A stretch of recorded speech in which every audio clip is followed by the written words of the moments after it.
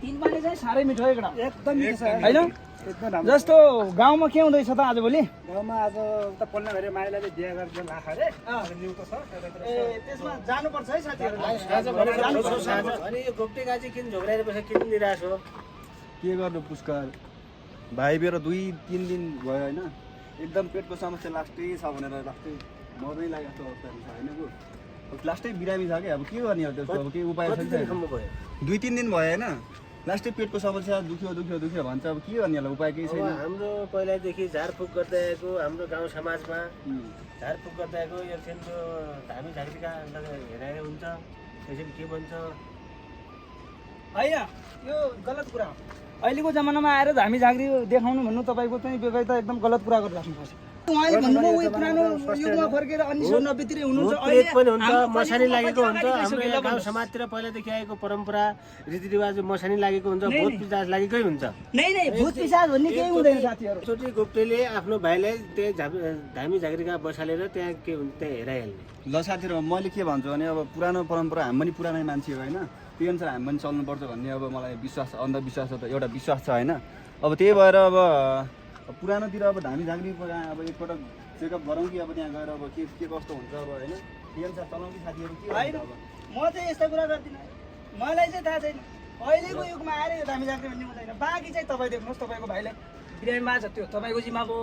कहाँ देखाउने कहाँ लग्ने मेरो सल्लाह यति मात्रै हो कि अहिले चाहिँ स्वास्थ्य संस्थाहरू छन् मेडिकल छन् लगेर चेकअप गराउँदा राम्रो हुन्छ किनकि तपाईँको भाइको अवस्था अहिले बिग्रिँदै गएको छ तपाईँले बुझ्नु पऱ्यो नि खै बुझ्या जस्तो तपाईँ त अहिले धामी झाँक्रीमा विश्वास गर्ने भनिराख्नु भएको छ अब धामी झाँक्रीका एकचोटि देखाइहाल्यो आफ्नो विश्वास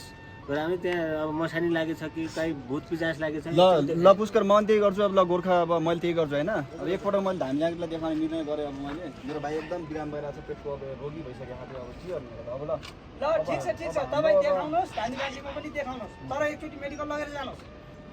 अब झाँक्रीकोमा लिएर जानु पर्यो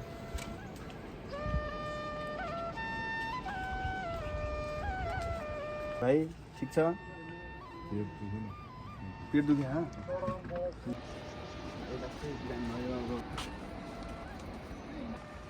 झाँक्रीबा नमस्ते नमस्ते हे गोप्टे है बस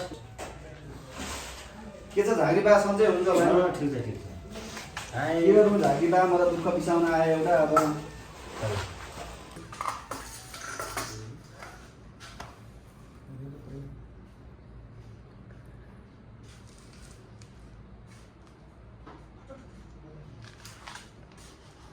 यसलाई काली खोलाको मखानले समात्छ काली खोलाको मखान छ यसलाई बिरामी रातो भाले चढाउनु पर्ने हो रातो भाले बिरामी लिएर आउने हुन्छ झाँक्रीबा जस्तो भयो नि गरौँ न अब होइन मेरो भाइ चाहिँ बिरामी हुनु पर्यो लास्टै सन्चो हुन्छ यो मसानीले लागेको छ मसानी काली खोलाको मसान छ रातो भाले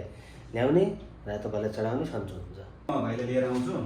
ल रातो भाले बिरामीलाई लिएर ए हुन्छ ल झाँक्रीबाकोमा हेराउनु पर्यो एकपटक ल भाइ उठ त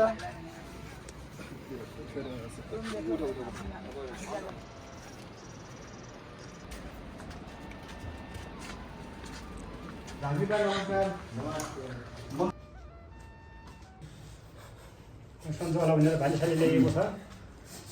सन्चो हुनु पर्यो यसलाई काली खोलाको मसानीले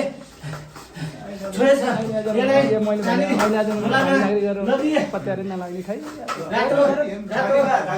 दुधको दुध पानीको पानी बनाउनु पर्यो ल मेरो भाइ सन्चो काली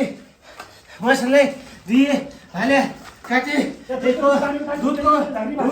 पानीको अनि मैले यही समयमा गरिसकेँ भरे पानीको पानी यसै घडी बनाइसकेँ मेरो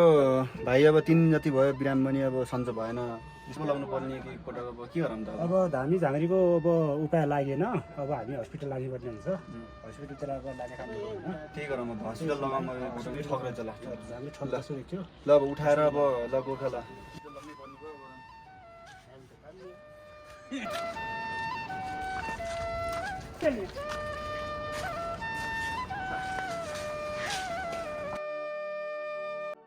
सर नमस्कार। नमस्ते नमस्ते के भएको उहाँलाई? पेट दुख्यो भन्दा सर अब 7-8 दिन भयो मलाई अब मेरो भाइलाई अब सुता भाइ सुता कहिलेदेखि हो? 7-8 दिन 7-8 दिन भयो अब त्यहाँ धामी गऱ्यो हामीले अब त्यहाँदेखि सन्चै भएन क्या 7-8 दिनसम्म के हेरेर बस्नुभयो त? जस्तो 7-8 दिनमा त बिरामी चाहिँ तुरन्त ल्याउनु पऱ्यो नि हस्पिटल।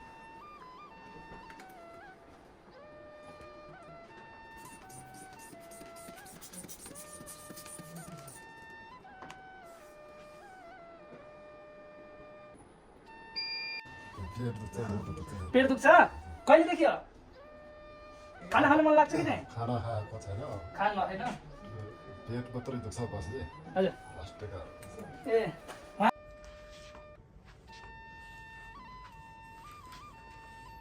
ल मैले यो अहिले सलान लगाइदिएको छु, त्यसमा एउटा सुई पनि राखिदिएछु। अब ठिक हुन्छ, टेन्सन नगर्ने है। ए हुन्छ डाक्टर सर बस तनाव लिने होइन धेरै। अब मेरो भाइ ठिक हुन्छ नि अब एकदम ठिक हुन्छ, टाइममा ल्याउनु भएछ। यस्तो कुरामा लापरवाही गर्नु हुँदैन, तपाईँले बुझिराख्नु पऱ्यो। सो बिरामीको अवस्था बुझेर चाहिँ टाइममै ल्याउनु भएछ। धामी झाँक्रीमा लगेर विश्वास गरेर त्यो पुरानो चाहिँ अन्धविश्वासलाई तपाईँले चाहिँ त्यो माइन्डबाट हटाउनु पऱ्यो पहिलो कुरा हो कि नै। जस्तो यिनीहरूमा गाउँ समाजमा चाहिँ जुनसुकै बिरामी होस् त्यो टाइममा हस्पिटलमा ल्याउने, उपचार गर्ने, त्यसको स्वास्थ्य परीक्षण गरेर मात्रै हो गर्ने। धामी झाँक्री कहाँ लिने, भाले काट्ने, यता गर्ने उता गर्ने त्यो गर्ने होइन। बुझ्नुभयो कि नै? सबैलाई जनाब तपाईँ त गाउँको काजी जस्तो मान्छे, तपाईँले त्यो काम गर्ने होइन नि। तपाईँले चाहिँ गाउँको काजी जस्तो बढुवा मान्छे आफ्नै भाइलाई चाहिँ तपाईँ त्यो धामी झाँक्रीकोमा लगेर के भाले साले कटाएको छ त्यस्तो गर्ने होइन। टाइममै उपचार गरेर टाइममै लग्ने, गाउँमा चाहिँ त्यत्रो सन्देश दिने। त भाइलाई लगेर जानुहोस् अब ठिक हुन्छ है। बुझ्नुभयो? ल नमस्ते।